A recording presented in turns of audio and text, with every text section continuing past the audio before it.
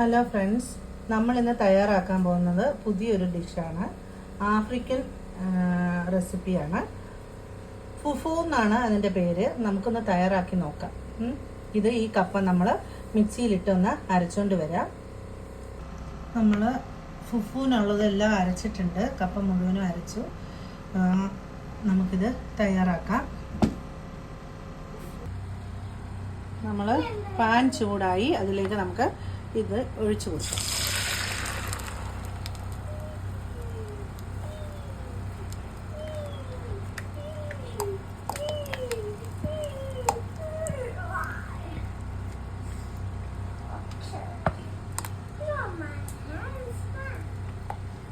ഇത് പയ്യെ നമ്മൾ ഇളക്കി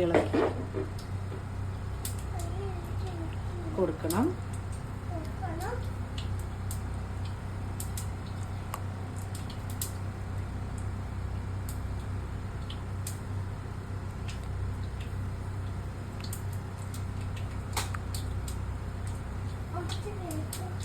സിമ്പിളാണ്, എല്ലാവർക്കും ഉണ്ടാക്കാൻ എളുപ്പമാണ്.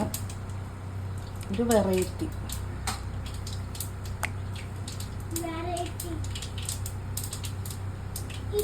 നമ്മളിത് ഇളക്കി ഈ പരുവത്തിലായിട്ടുണ്ട്.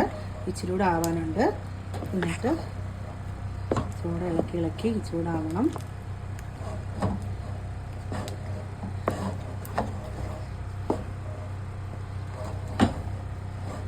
ഇതാണ് ആഫ്രിക്കൻ ഫുഫു. എല്ലാവരും ഇതുണ്ടാക്കി നോക്കണം. ലൈക്ക് ചെയ്യണം. ചേച്ചിക്ക് സബ്സ്ക്രൈബ് ചെയ്യണം.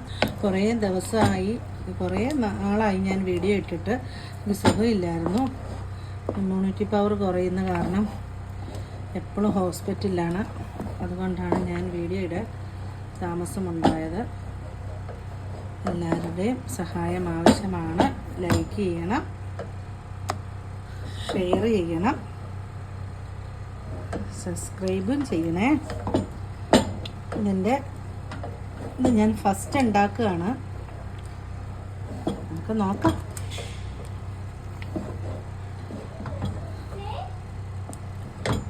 നമ്മൾ ഇത് ഇളക്കി ഈ പരുവത്തിലായിട്ടുണ്ട്.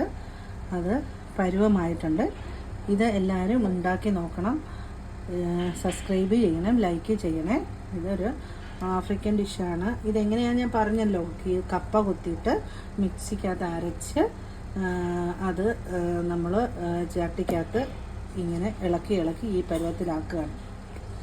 എന്നിട്ട് അത് മീൻ കറിയോ ഇറച്ചിക്കറിയോ എന്ത് കറി കൂട്ടി വേണമെങ്കിലും നമുക്ക് കഴിക്കാം. എല്ലാവരും സബ്സ്ക്രൈബ് ചെയ്യണം, ലൈക്ക് ചെയ്യണം, കമൻറ്റ് ചെയ്യണം, ബെല്ലൈക്കനും അമർത്തണേ. ഇത്രയും നാൾ ഞാൻ വീഡിയോ ചെയ്യാതിരുന്നത് എനിക്ക് സുഖമില്ലായിരുന്നു. ഇമ്മ്യൂണിറ്റി പവർ ഇല്ലാത്ത കാരണം, ഹീമോ എടുത്ത കാരണം എനിക്ക് എപ്പോഴും വയ്യായ്മയാണ്. അത് കാരണം ഹോസ്പിറ്റലിൽ പോക്ക് വരവ് കാരണം ഉണ്ടാക്കാൻ പറ്റിയില്ല. എല്ലാവരും എന്നോട് ക്ഷമിക്കുക. ഇത് നമുക്ക് സെർവ് ചെയ്യുന്നത് കാണിച്ചു തരാം. നമ്മുടെ ഫുഫു ഒന്ന് കഴിച്ചു നോക്കാം.